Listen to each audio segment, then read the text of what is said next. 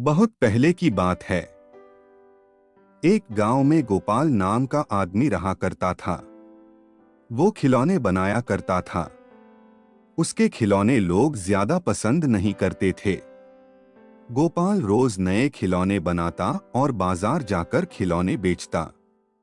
मगर बड़ी मुश्किल से गोपाल एक खिलौना बेच पाता था। एक दिन गोपाल के पड़ोसी जीवन ने उसके पास आकर कहा, रे गोपाल, आज तो तुम्हारे खिलौने वैसे के वैसे ही हैं। हाँ जीवन भाई, मेरे खिलौने बिक ही नहीं रहे हैं।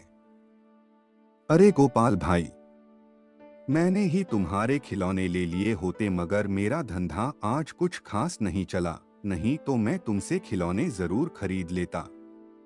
जीवन भाई, तुमने पूछा यही बहुत है मेरे लिए। चलो घर चलते हैं गोपाल। जीवन भाई 2 दिन से कुछ खाया भी नहीं है। इस जालिम पेट के लिए कुछ न कुछ तो बेचना पड़ेगा। हाँ भाई तुम बेचो, मैं चलता हूं। ऐसा कहकर जीवन चला गया। अब गोपाल खिलौने बेचने लगा। थोड़ी देर में एक औरत और बच्ची गोपाल के पास आकर पूछने लगी कि ये गुड़िया कितने की है। ये गुड़िया 20 रुपए की है बहन। घर जाने का समय हो गया है, कुछ कम करके खिलौने दे दो, अब घर जाने का समय हो गया है। खिलौने उतने अच्छे नहीं हैं, एक काम कीजिए, ये खिलौने 15 रुपए में ले लीजिए, इससे कम तो नहीं आएगा। नहीं भैया, ये खिलौना 10 रुपए में देना है तो दो, मैं इससे 1 रुपया भी ज्यादा नहीं दूंगी। ठीक है, ये लो गुड़िया। औरत ने 10 रुपए देकर वो खिलौना खरीदा और वहां से चली गई। गोपाल को डोट दिन भर के कमाई में 10 रुपए ही मिले थे, इसलिए गोपाल थोड़ा नाराज था। शाम हो जाने के कारण गोपाल जल्द ही निकल गया। गोपाल अपनी टोकरी उठाकर घर जाने के लिए जल्द निकलता है। शाम होने के कारण वह जंगल के रास्ते से घर जाने लगा। वो सोच रहा था कि सारे दिन का कमाई 10 रुपए है, भगवान क्या होगा। वह जंगल के रास्ते से घर कभी कभी जाया करता था, इसलिए उसे डर नहीं लगा। गोपाल एक पेड़ के नीचे से जा रहा था, तभी उसे किसी की आवाज सुनाई दी, गोपाल, गोपाल, गोपाल। रास्ते में फिर से जाने लगा, गोपाल, गोपाल। आवाज आई, कौन है, किसने आवाज लगाई। तभी गोपाल को पेड़ के नीचे एक औरत दिखाई देती है। आप कौन है और इतने रात को इस घने जंगल में क्या कर रही हो। मेरा नाम रानी है, मुझे मेरे घर वालों ने घर से बाहर निकाला है, इसीलिए मैं यहाँ बैठी हुई हूँ। रानी जी, इतनी रात इस घने जंगल में रहना ठीक नहीं है, आपको ठीक लगे तो आप मेरे साथ मेरे घर चल सकती हैं।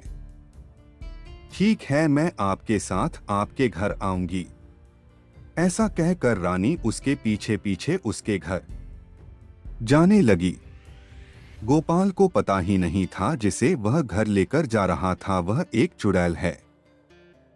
कुछ समय बाद गोपाल रानी को लेकर घर चला गया। मेरे इस छोटी सी कुटिया में आप जहां चाहे वहां रह सकती है। इस घर में कुछ भी नहीं है, मैं आपको खाना भी नहीं दे सकता, क्योंकि 2 दिन से मेरा एक भी खिलौना नहीं बिका। आज सिर्फ एक ही खिलौना बिका है, उस 10 रुपए से चने लेकर आया हूं। इसमें से आप थोड़े खा लीजिए, थोड़े मैं खा लेता हूं। ऐसा कहकर रानी और गोपाल चने खा कर सो जाते हैं। रानी रात होने के कारण थोड़े देर सोकर उठती है और वह अपने चुड़ैल के रूप में आ जाती है। वह घर में जाकर देखती है, घर में कुछ भी खाने की चीज नहीं होती। वो 2 डिब्बों में अपने जादू से कुछ सामान भर देती है और घर के बाहर जाकर अपने जादू से बहुत सुंदर खिलौने बनाती है। खिलौने बन जाने के बाद वह वापस जाकर सो जाती है। सुबह होने से पहले रानी गोपाल से पहले ही उठ जाती है। वह घर के सारे काम करने लगती है। थोड़ी देर में गोपाल उठता है। वह बाहर मिट्टी के खिलौने देख बहुत खुश हो जाता है। और किसने इतने सुंदर खिलौने बनाए? मैंने तो आज तक इतने सुंदर खिलौने नहीं बनाए। रानी, गोपाल जी खिलौने अच्छे लगे। मैंने बनाए हैं, बहुत सुंदर खिलौने हैं। रानी जी, इतने सुंदर खिलौने बनाना आपने कहाँ से सीखा है? गोपाल जी, मैं घर में खिलौने बनाया करती थी। चलो मैं इसे बाजार में बेच कर आता हूँ, तब तक तुम कहीं मत जाना। मैं यही रुकूंगी, आप चिंता मत कीजिए। ऐसा कहकर गोपाल खिलौने टोकरी में भर बाजार बेचने चला जाता है।